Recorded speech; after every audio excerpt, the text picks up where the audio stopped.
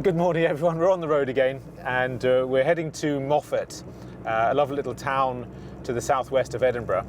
But we're going on a road that we've never been on before. It's always nice to go on roads that you've never been on before. So this is in the Borders, a beautiful area which has these lovely hills and rolling quite big hills. So some lovely spots intermingled with some beautiful lochs. Pretty dull at the moment, but you can see in the distance there you've got some wonderful light coming through. I'm hoping for more of that. You can see how spectacular it is here as well. Bah. More sheep. And now the view opens up again to the left. And we've crossed this lovely bridge.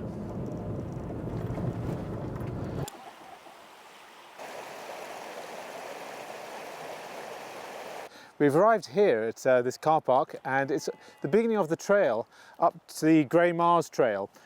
To a waterfall. So we're doing something a bit different. We're actually going to walk places now and try and find more, I don't know, interesting places, more difficult to find places. So we're continuing with the theme of small paintings today, which I'm really enjoying at the moment. There's a wonderful feel to it, and again, it's very much within the idea that you can take your own paintings out.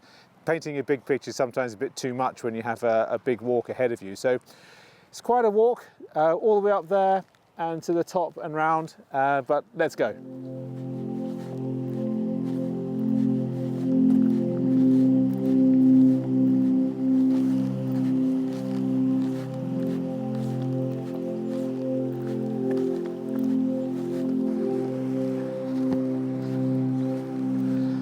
So this is a good place to show you where we're going, and we're going way up there to the waterfalls, right at the top of the hill there. It's not too far, but it's a nice solid walk. I've never painted a waterfall before, so it's going to be an interesting little test. We're quite loaded up, so it's a bit of a trek up there, but let's get going.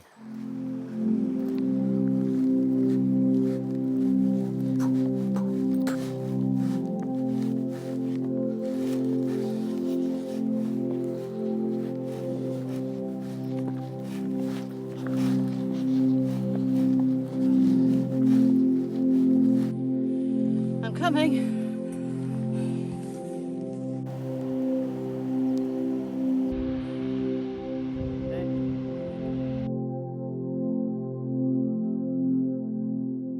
Right, almost near the top of the hill now, and you can see the waterfalls behind, but the problem I've got is that I can't get close to them at the moment, and I want to be a little bit closer, so we'll continue a little bit further, and hopefully there's going to be some better vantage point. They look great, but just can't get close enough yet.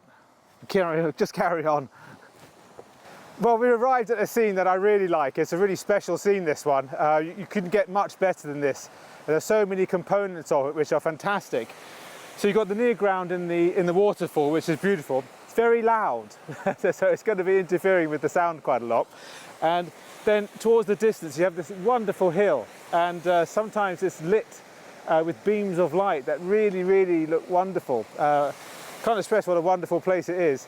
Made even better by having to climb up the hill for it, I think. And it's something that Tanya and I are going to enjoy doing. I sort of enjoy. It's quite hard work, but it's fun to get to the top.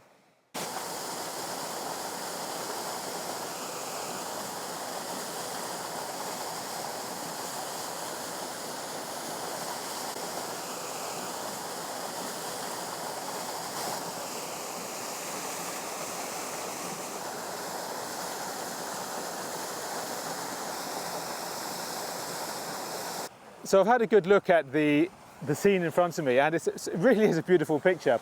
And I've done a sketch, just one sketch at the moment, but you could do multiple sketches of this. There are so many different scenes up here. It's a lovely point. I'll be doing an oil painting of this later as well when I get home, but we're just going to do a small watercolour now, and it's going to be a quick one, very much a tonal study. And with the same light feel of it, so trying to get away from the detailed aspect of it, which I think is important. Impressionism really is about feeling and trying to create something which is impressive. It's still great to look at, but with the light touch, and it's that light touch which is really interesting. If you remember back a few videos, I did a video about painting simply, and I described it as painting on the knife edge. So imagine the knife edge is here. If you go across that way, it becomes too detailed, it turns into a photograph. And if you go that way, it becomes too simple and it turns into a child's picture. So that's not what you want in either case. So you want to keep it on that narrow line that is still looking good, but not basic, but not detailed. So it's quite a difficult thing to express, but that's my aim in all the pictures that I do.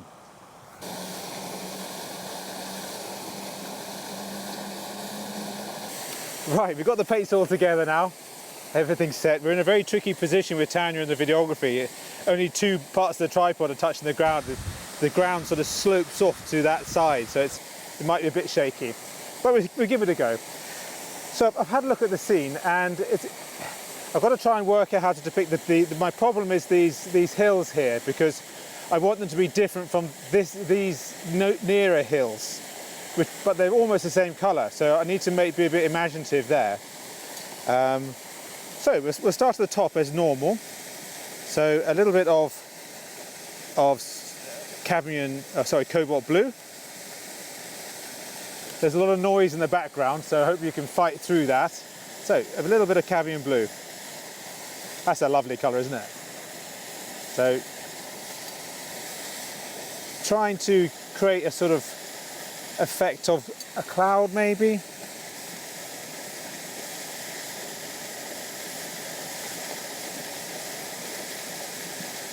There we go, just try easy, simple washes. And try and replicate the washes that I do. That might help. It's a really simple washes. That's what I call it. I don't want to overdo things. Okay, now going into the mountain. So a little bit of viridian. That just makes it a little bit different from the top, which I always quite like. Hey, that's quite an interesting sky, I think. Now this is the bit I'm going to struggle with today, these hills here, because as I said earlier, I want them to be different.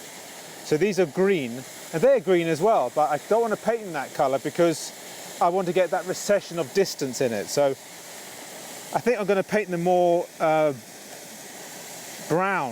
So burnt umber and maybe a little bit burnt sienna in it. And let's try and get a little bit browner in the distance, because the nearer ones are much more green. I want to create that sense of distance. I want to feel that we can walk into the scene. That's such an important point for me, anyway. I love a composition where I feel I could be part of it. There we go. So that's the first part of that. I'm going to drain some of this off, otherwise it'll just seep into the next part. Now the next part, I'm going to add some green to it because it's a bit closer. It's all a bit browny greeny colour. Difficult to differentiate it, but I want that to seem further away, so I might add some blue to it later as well. Right, the nearer distance, I'm going to create a greener wash. See that? So I'm just trying to create a feeling that it's a little bit, there's a difference there. They are the same colour, so if I painted in the same colour, you wouldn't see any distance. So that's what I'm trying to achieve anyway. There we go, so different colours. That's nice. Remember, I'm trying to create an impressionistic piece, especially important when you're painting outdoors, because they've got to be quite quick paintings. You can't take too long over them. So I've got that band of green, and now I'm going to change it back to a brown, which largely is in here.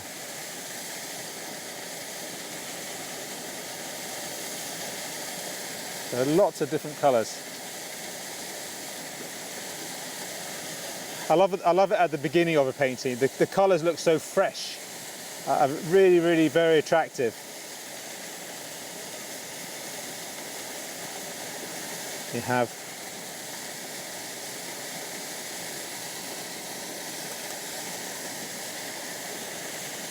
I know when I'm doing it right, when things start to look nice.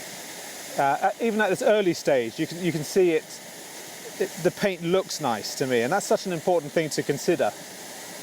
I'm very concerned about how the paint looks and whether it looks pretty. And then maybe trying to vary the colour a bit, so more of a brown in this section. That's nice. And some greens coming up here. Greeny, browny colour. Then we're not trying to over mix the colours in the palettes. You can see there are two colours there. That's pretty, I think. So that's a good start. Okay, so I'm going to come down into the rocks now, and they're a very different colour, much more black. So I've gone for ultramarine blue and burnt umber. That's my go-to black colour, really. I love those two colours mixing. So it really is dark. Again, mixing them up, keep them separate. So keep them separate there. That's what I love anyway. Okay, they've got some big rocks here. You can see how the colours don't completely mix up, which I really enjoy. There's lots of darkness coming in here.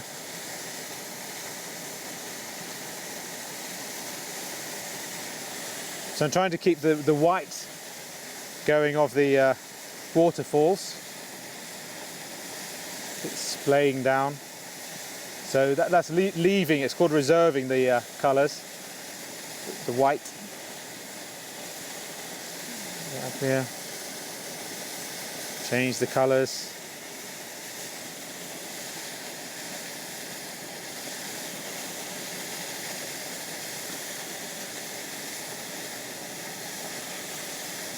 Some little rocks. Let's add a bit of blue. So I'm trying to imagine the steps of water coming down. So I'm just using the one brush at the moment, my mop brush by Winsor and Newton, 18mm.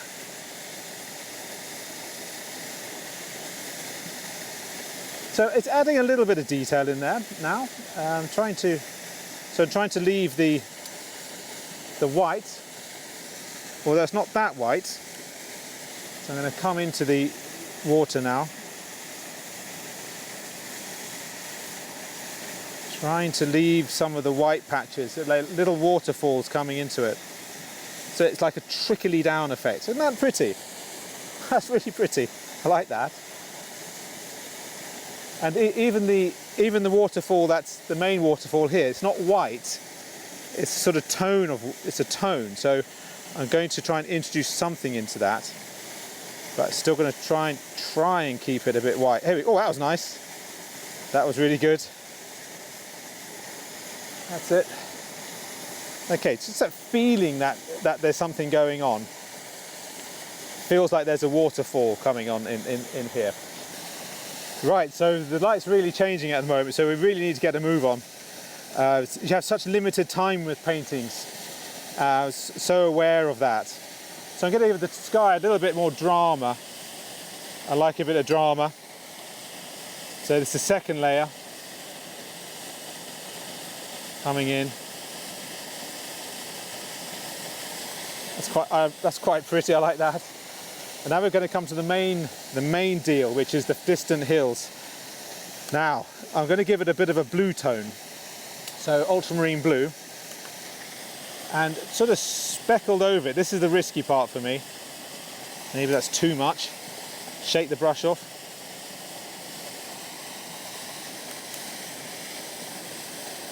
So I'm trying to get a speckled approach to the distant hills. That's a bit dark maybe. There's a lot of testing really on how to do it, because until you've had a go at it you don't know. Okay, so see that you can see now that there's a difference between the two range of hills, the near and far.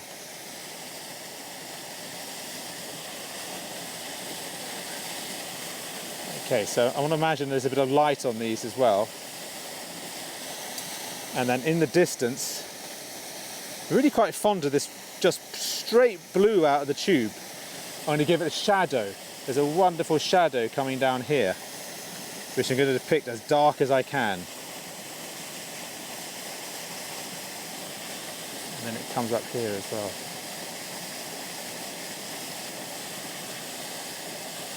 There's a darkness shadow here too. So just hinting at a few bits of shadow. There we go. It's okay for the moment. Maybe I'll soften that line a bit.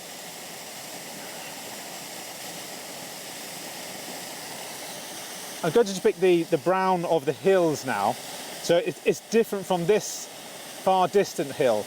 Even though that's not really the case in reality, but what I'm doing, it is going to be that way. So I've got a brown barrier to change it from the blue.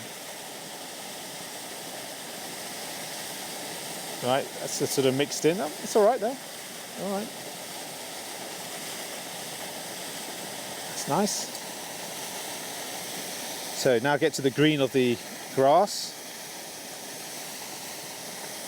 Again, it's using my. I'm trying to use my mind to work it out. Really, this is where one of the most important parts of painting watercolour is interpretation of the scene. And this is what separates the amateur from the professional, really. It's how they interpret the scene and how they look at a problem and say, well, how do I deal with that? And that's a really interesting part of painting watercolour. So get these greeny browns coming in. Trying to get the darks in as well, which is quite tricky. Nice little gully. As I say, I'm trying to have a looser approach now. Whilst I haven't been painting for a couple of months, and I have been thinking about it and thinking about how to carry on. And I think thinking about pictures is really beneficial. You don't always have to be painting to work things out. Sort of trying to depict the splattering of rocks as the water trickles down.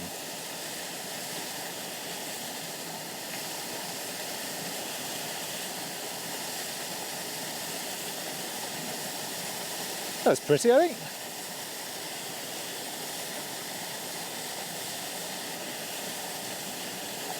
Right, okay. Then we have the rocks, the bigger rocks here coming in. So we need to give them a little bit of shape, really. So maybe there. So there's sort of blocks of rock, cubes. So I'm trying to give it that feeling. And then they get darker and lighter, and then they reflect the blue sky behind as well. So trying to get a little bit of blue in there. Still the same brush, haven't changed the brush yet.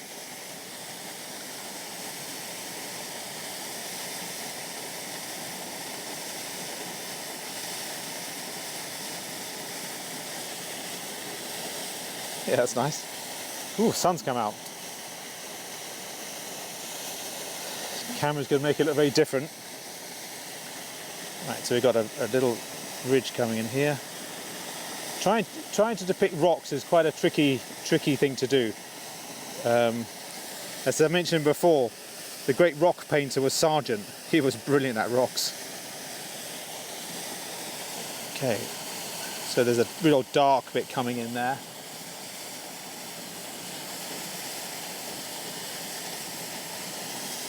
Pure blue, let's try that.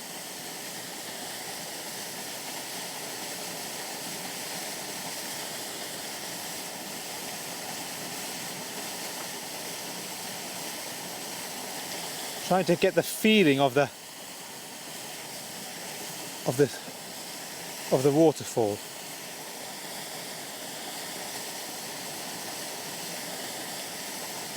Rocks reflecting. It's quite nice in that corner there, I quite like that. Right, now the other side, I think it's a little bit browner. So again, don't over mix. Let's get some brown rocks in.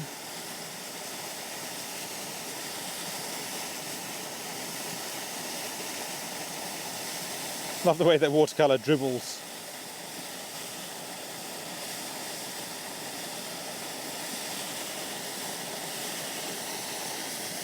And it's got some quite red sort of heather. Try and depict some of that. Maybe a little bit more red.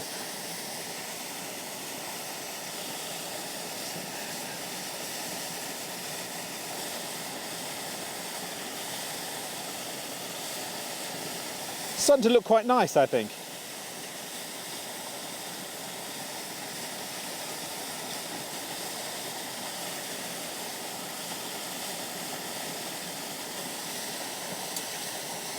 Yeah.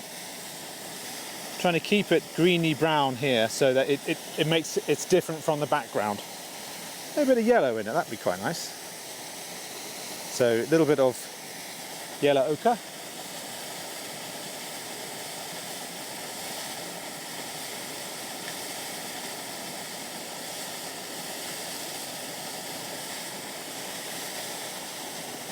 Okay. And then the green of that bank coming down into here. Right. Hopefully the camera is nice and still for you so you can see. Very tricky for Tanya. It's been quite a tiring affair getting to the top of this hill. And I think that's one of the great things about painting. And it's certainly something I've realised quite late in life, how important it is to get out and exercise. And painting outdoors is a wonderful excuse to get out. And we both found it quite tough going up the hill, so it means we've got to do more exercise.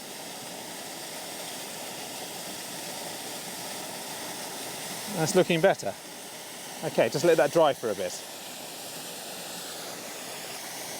Right, that's a better light back now for videography.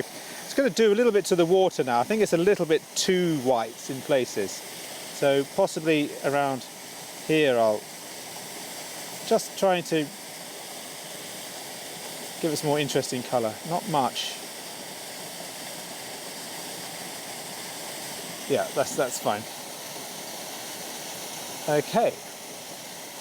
So we've got some little heather bushes to the right. So a bit of brown and blue, sort of quite dark areas around here.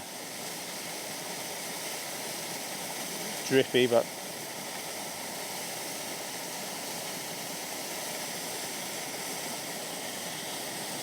it's a hint of things really. I'm not trying to make it the most detailed painting in the world.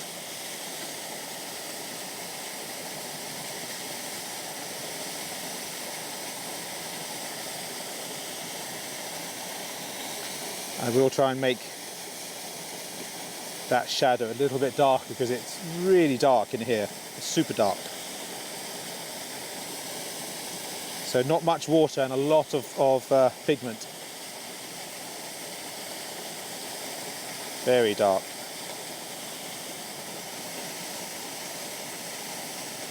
So I'm looking at the values.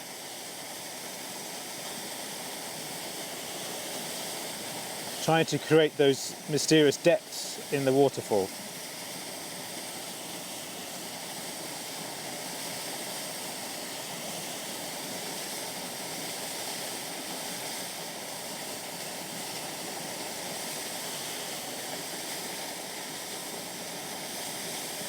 Yeah. There's some wonderful colour in there. Just pure ultramarine.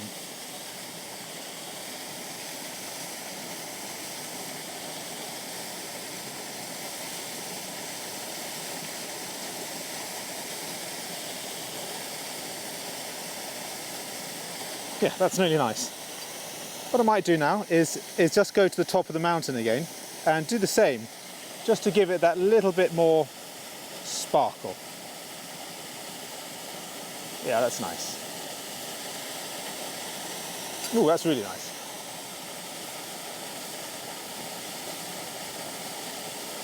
That's pretty. Love that. Don't know how that's going to dry, but there we go.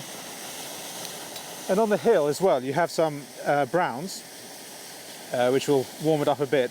They're sort of heather or something wandering up it.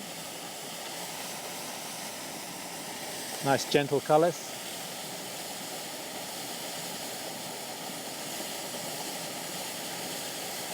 Just a few sort of hints of something going on there. Might soften that. Hope you can hear me over the waterfall. So I'm looking at this now and seeing where I can improve it, and it's those final bits which are quite tricky. So I think I can improve it here, just to create that sort of difference, just to make it feel that it's sloping down in there. Yeah, that worked. And maybe I want to give it that feeling that it's in a gully.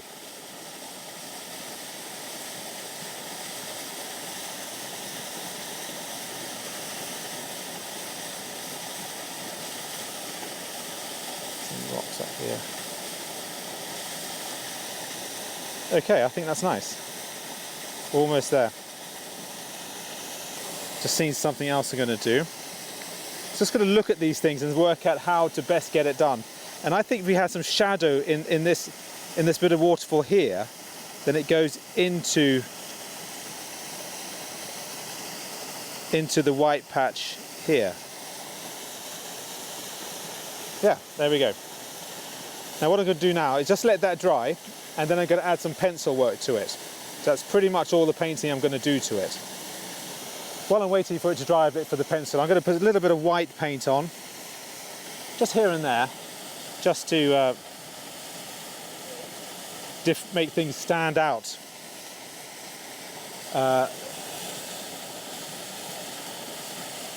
There's sort of patches of rock which are really pretty, and I want to capture them a bit. And the sort of little dabs of colour, they're lichens on the rock. So hopefully I'll give those a little bit more 3D, and they come around here a bit too. Well, it's a wonderful colour. Colour, maybe. Some people don't think it is.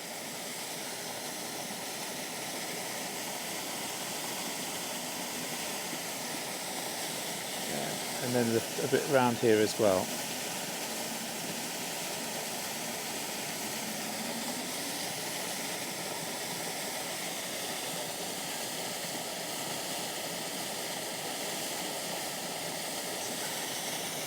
Accidentally picked a bit of red up on that, but it worked quite nicely.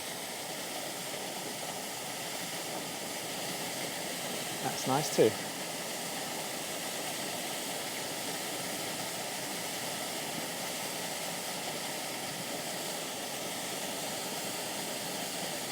Yeah, I think that's helped it a bit. So I've pretty much finished it now, and the last thing I like to do is to add some pencil work to it. I just think it gives more shape to it. So just to try and indicate maybe the odd rock or something.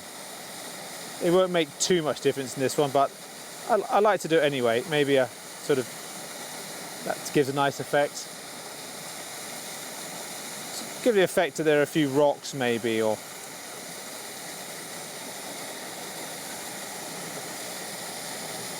and yeah, just two. Don't always have to do it, but I just like it at times. Maybe give that a bit of shape. Good, there we have it. I really enjoyed that one. So here's the finished painting, and I thought that was a real challenge for me. I've never painted a waterfall before, and I was really quite pleased with that. I'm really pleased with the colour blue, ultramarine blue. I'm going to use that quite a lot more in my paintings. I think it's really effective. Such a luminous colour, so that's something I'm going to keep on going. And I enjoyed the size of the painting too. That intimate size is really great. And I think it's great, as I mentioned earlier, for getting out and about. And that's what makes paintings even more special, if you can get out and about and really go into the countryside. Wherever you live, it doesn't really matter. I'm very lucky, I live in Scotland, and we have some wonderful places here. So I feel very pleased that I live here, and it's great to be in as far north as we are. The size of the painting is 10 by 7 inches, so quite small, and it's painted on a Fabriano Artistico paper, £140, and I really like that paper. I think it works very well for my style. It's very suited to sort of broad washes, which is great, unlike some of the harder papers like Arche, a little bit less suitable for my style. We both enjoy coming up here, and it's really nice to get the channel back going again. It's nice to to break the cherry, as it were, and keep on going with it. So we're going to keep on going throughout the winter with a bit of luck, although it's going to be tricky in the winter because water doesn't really dry in the winter. So we're going to have to tackle that when we come to it. Other than that, thanks for watching, and I look forward to seeing you next time. If you can subscribe, that would be really great. Make a comment, really good too. And also just putting a thumbs up really helps the channel. So if you could do one of those things, that would be awesome. Thanks very much. And I look forward to seeing you next time. Goodbye.